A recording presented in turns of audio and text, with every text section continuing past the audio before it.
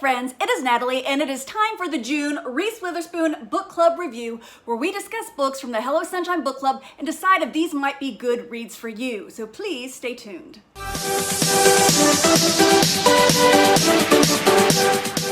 Now, if you remember, the May pick was The Henna Artist by Alka Joshi. This is the first historical fiction book that I have ever read that is set in India. Now, it won't be my last because in my next Celebrity Book Club review, there's another book set in India, but we'll talk about that then. And our main character in this is Lakshmi, and this is set in the 1950s, and she escapes to a big town to escape her abusive husband at the age of 17. Now about 14 years have passed. She's become a very successful henna artist in Jaipur, and she also does things like she helps people with herbal remedies. And she does all of this mostly with women from high society. But then her husband shows up and brings her a younger sister who she didn't know about because she was conceived and born after Lakshmi left. And she basically takes this girl in, and she can see how leaving the small town affected her family, especially her parents and her sister. So she takes in her sister, and she's basically just trying to teach her life skills. She's taking her sister along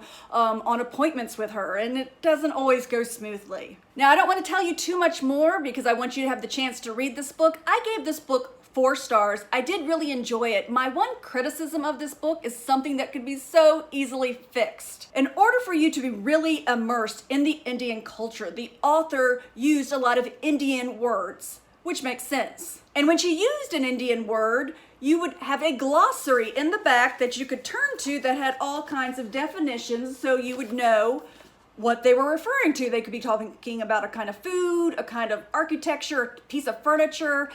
There was so many Indian words to use in this book, which I thought was great.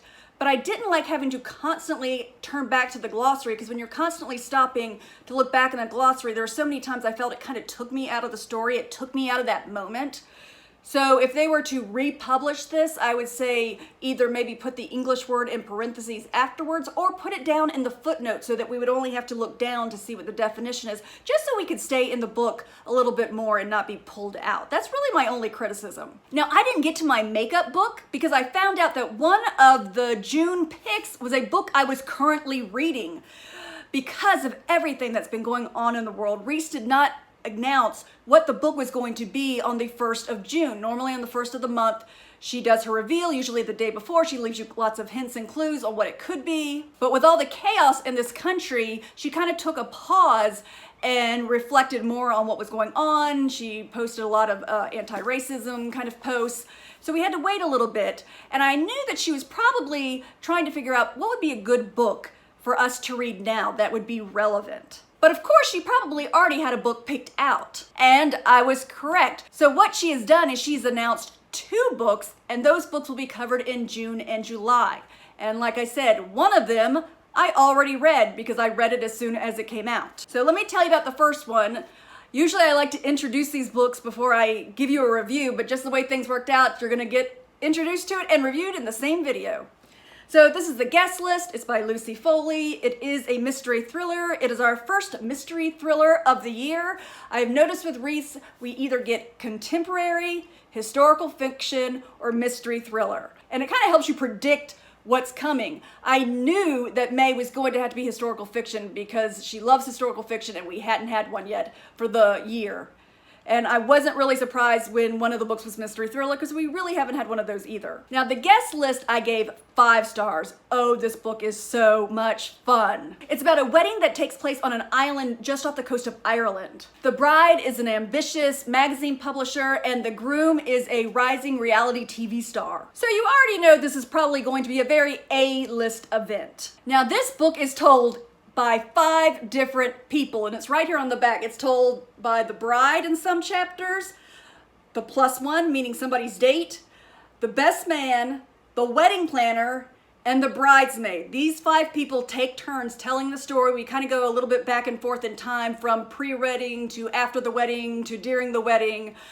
But I love this book so much. It had great stories, great twists and turns, and I didn't figure it out. It really surprised me when I found out who done it. So if you get a chance, you like mystery thrillers, you're gonna love this one, you really will. The other book that she announced, and she said we were going to have 2 books for June and July, was I'm Still Here, Black Dignity in a World Made for Whiteness by Austin Channing Brown.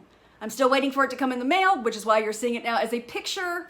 Now this is a memoir told by a Black Christian woman who grew up in a mostly white school and was always around a lot of white people. The first time, according to the synopsis, that she even kind of understands or sees the concept of racism is when she finds out the reason her name is Austin is because her parents, when she gets older and she, sends out her resumes to get a job, they want her to have a white man sounding name so that hopefully she will be called for an interview and have a greater chance of finding a successful job. And this is based on studies that are actually true. If you have a very ethnic sounding name, you are probably less likely to get a call from a lot of places. I've also heard that she not only goes to a mostly white school, she ends up going to mostly white churches. And I think it takes her a while to kind of understand what being Black means and what it means to her. And supposedly she's going to tell us what it's like to spend her life navigating the big American racial divide as a writer, as a speaker, and she's an expert who helps organizations to practice true inclusion. Supposedly the book also talks a lot about apathy, which a lot of smart people have said, and I really do agree. The opposite of love is not hate. The opposite of love is apathy. And I think that is very true. So I'm very interested to read this book.